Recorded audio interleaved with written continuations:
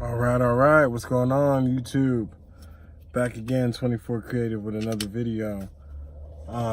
So for tackling a couple questions today, we've got nobody could have predicted that these platforms like Netflix and Hulu would be taking over the industry 10 years ago.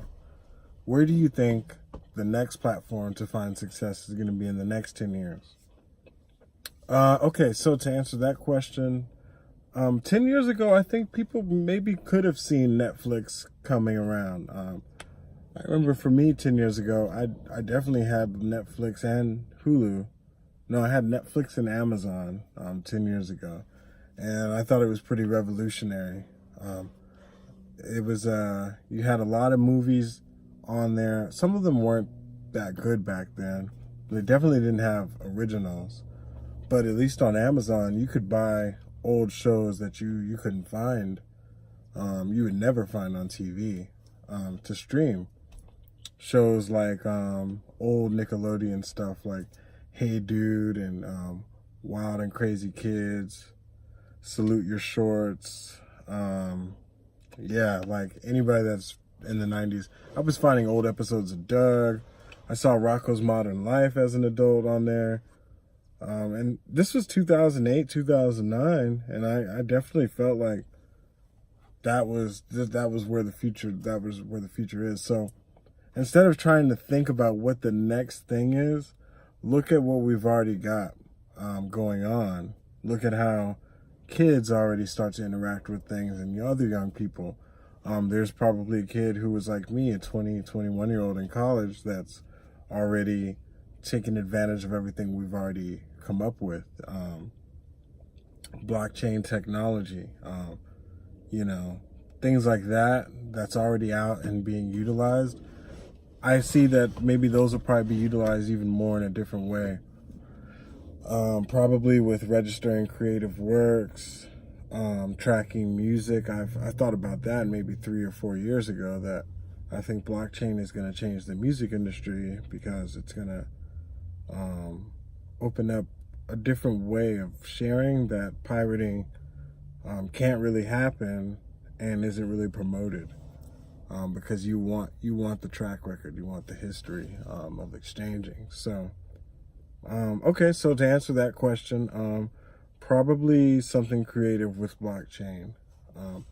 Whoever's maybe the first adapter of some type of way to introduce that in a way that's creative, fun, and funky, is probably going to do it. And hopefully, I can release stuff on the cutting edge, because, right now, the good thing about things in the creative fields is the record labels and the networks are pretty much, aside from marketing data, at a level playing field as creators.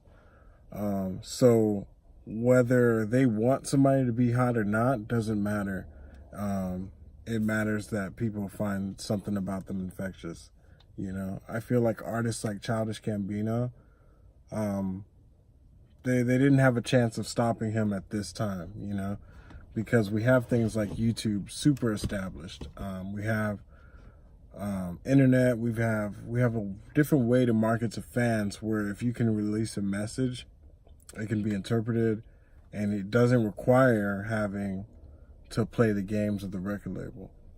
And the same exact things can be applied to the television industry now.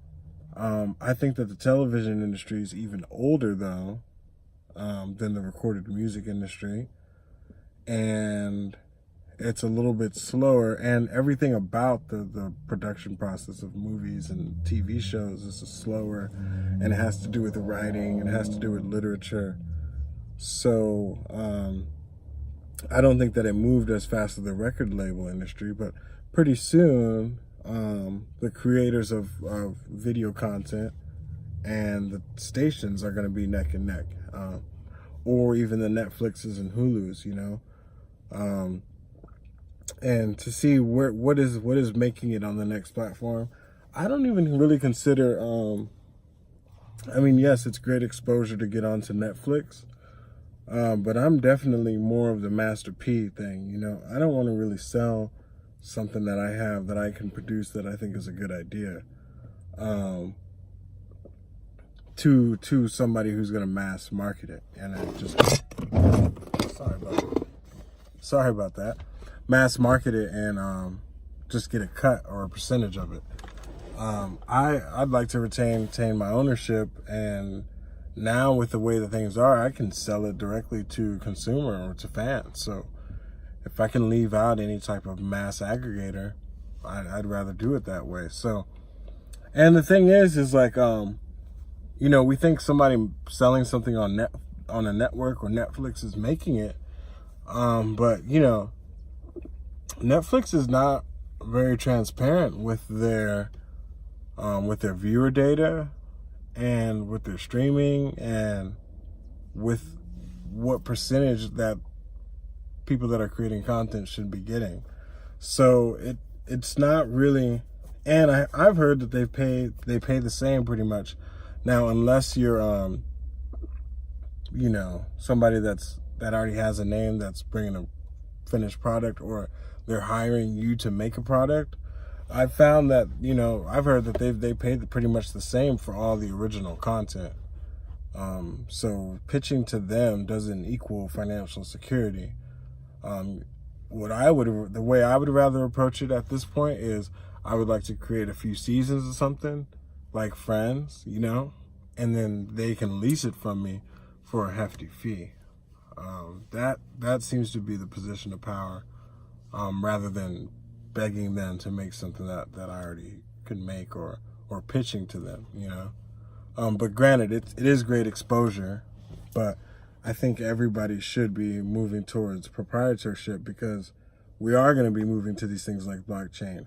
Whereas Netflix, they may not want to be as open to their statistics and analytics. Some type of blockchain video technology could come out and just destroy their market with that available. So then we'd have real number one viewers in topics, you know. This is the most watched documentary that people are paying to have this subscription to watch. And those are just important key numbers. So I hope that answers your question. It's a little bit of everything. That was a great question though. So question number 2 that we have, advice for creating huge projects. And this person asked me because they see that I'm doing a feature film. And last year I said I was going to do a feature film this year. And everybody was like, oh, that's a lot of work. You don't even know. But now it's happening. We're casted. We have the script breakdown. Everything's ready. And production's covered. And they're just like, well, okay. When you do create something ambitious, how do you go about tackling that? So the first thing that I always ask is, does it have to be huge? Does it have to be a feature film right now? Does it have to be a 400-page novel? I've got a buddy who's a great writer, and he's sitting on like a 3-series novel, each like 300 pages or something, and he doesn't want to release any of it until it's complete. And I'm like, bro, you could be learning about the releasing game by condensing that novel to short stories, because short stories are selling more anyway. Just be a good writer and get your story out. It doesn't matter about the format. So if you're waiting to do a feature film for a story that you could make a short out of it, or a particular segment, a short, to get what that story looks like, is going to be really beneficial. So I always ask, the first question is, does it have to be huge? Because that's going to lead into what it is next. And if it doesn't have to be huge, then what you're doing is you're making baby steps into getting to that huge vision that you have. And the second point is, everything that you're going to do, whether big or small, is going to come down to a list of baby steps that you take to get that done. For about maybe the past 9 years, every time that somebody comes up to me with a proposal for something, the first question I ask before they leave is, okay, what is the next step that we have to do to make this a reality? I know I might not use that exact verbiage, but what's the next tangible step? What's the next baby step, you know? For instance, with this feature film we're doing, you know, we met up and we liked it and all of us were on board, and it was like, okay, what's the next step? Well, we have to have a finished revised script in all of our emails by January 1st. And then I was like, okay. And then once we get that, we can objectively look and do a script breakdown, see how many roles we're going to need, see how many everything, how many scenes we're going to have to light for, how much time we're going to need to shoot. And from there, you know, you gain momentum doing these baby steps on what the objective is. So if your thing is to produce an album, well, first let's make a beat today, or first let's come up with a vibe or an outline to what you want to express in this album, or write a verse, or go through your old songs first to see if you have any songs that could fit a new album. You know, all of these are really good motivational baby steps. And I always say the best plans you can start the same day, you know. Something you can pick up today and move towards it is going to be great. Like if you're going to say, I want to work at Pixar by June, I don't know. I guess you would have a few first steps, but something like I want to write my first short film by June, you have to work where you're at, you know, and definitely don't put such manifestation boundaries on how it has to happen. That's another thing. So take these little steps, you know, keep the size of the project in mind, and you'll mash forward if you really believe that, like, what the next step is, and that's what you want to do. You know, I was like, I'm making a feature film in 29, you know, this year. So it wasn't up for debate. It was just a matter of how it was going to happen. And once I got a lead to get a good project on, it was like, okay, first is let's get this script done. Because I have a rough draft of it, but let's see what it looks like cleaned up and formatted.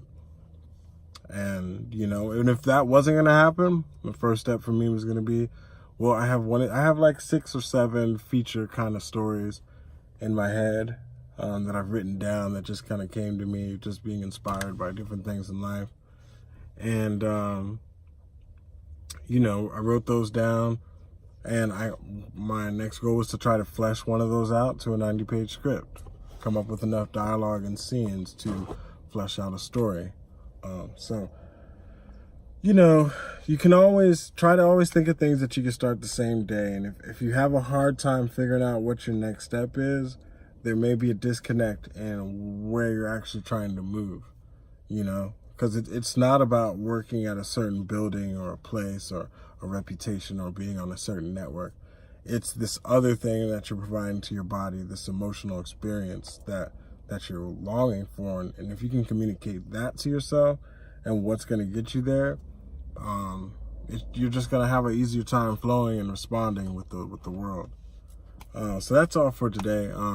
Like, subscribe, comment, send me any questions, email 24creative@gmail.com. If you want us to review anything that you got, you know, go to the Patreon, sign up for that. Comes up with a free monthly membership if you do. So yeah, stay tuned.